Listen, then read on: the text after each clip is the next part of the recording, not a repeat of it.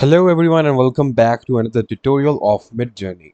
So in this video I will show you that how you can animate Midjourney images. So without wasting any further time, let's get started.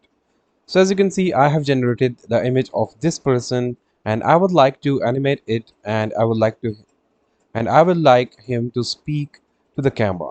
So what I'm going to do is just right click and click on this save image and save the image on your PC. So as you can see, my image has been saved on my system. Now what you will have to do is go to this website, which is DID. This will help you to animate the image that we just created from Midjourney. Click on try now, it's free button. Now click on start now. And now from here we can start creating our video. So click on create video button. And here you can see there are avatars which are already provided by this website, but I would like to add my own avatar. So click on this add button and now just choose the image that we just created from Midjourney. Now here you can just type in the text that you want your person to speak, or you can also upload the audio file. And if you don't want to upload your own audio, you can just type in the text here and it will animate that.